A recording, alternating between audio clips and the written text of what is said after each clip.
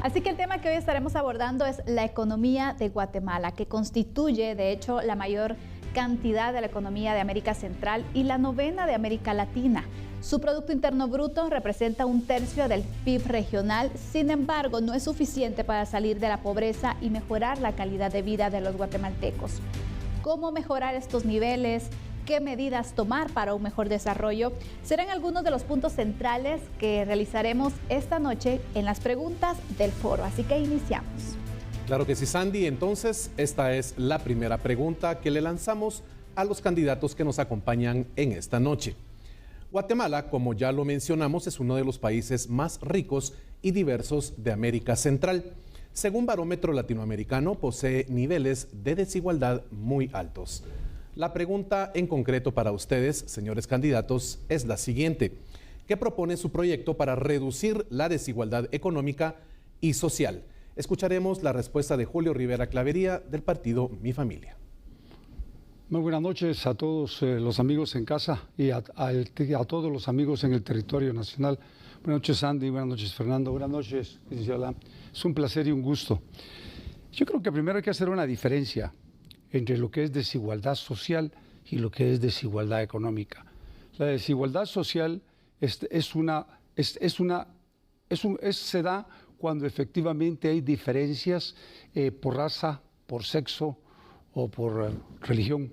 En Guatemala la discriminación ha sido una constante durante muchísimos años, que es necesario contenerla, y para eso es que en mi gobierno se hará un llamado a la unidad nacional y se propondrá que efectivamente esa unidad nacional sea una realidad.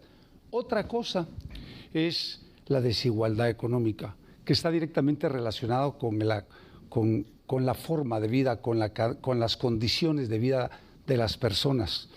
¿Qué vamos a hacer nosotros durante mi gobierno? Y en el programa de gobierno específicamente se plantea atraer inversión extranjera y apoyar la inversión nacional. Desde luego, para eso yo en lo personal, después de haber recorrido todo el país, he visto que la micro, pequeña y mediana empresa deben tener prioridad en ese sentido, y los créditos blandos, la ayuda técnica y tecnológica estarán en el gobierno central para favorecerlos. Vamos a crear zonas francas, especialmente en el área rural, porque es uno de los mecanismos que existen hoy en día para poder generar puestos de trabajo y bajar los niveles de pobreza. Capacitar la mano de obra y fortalecer las carreras técnicas. Pero por último, revisar las leyes impositivas para reducir o quitar aquellos impuestos que no benefician a la población. Y en ese sentido quiero hacer un planteamiento muy serio.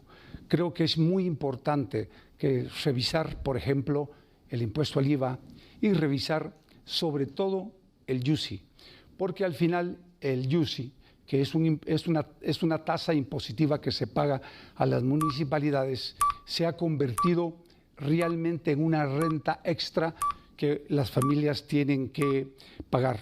Y creo que ha llegado el momento de hacer una revisión. Gracias, candidato. El tiempo se ha agotado. Es el turno ahora de respuesta de Luis Lam, del partido PIM, para poder responder ante el cuestionante de qué propone su plan, su proyecto, para poder reducir así la desigualdad económica y social. El turno es suyo. Muy bien.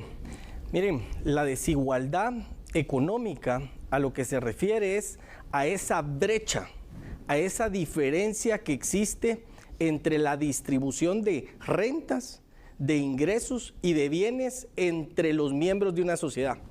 ¿Y qué es lo que pasa en Guatemala? Que existe una gran brecha en la cual la concentración de la riqueza se da en una parte minoritaria de la población. Y existe acá abajo, en esta brecha, una mayoritaria población en pobreza.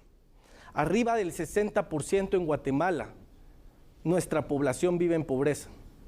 Y en las comunidades indígenas, ese porcentaje alcanza hasta el 70% u 80%. ¿Qué es lo que tenemos que hacer, ciudadanos?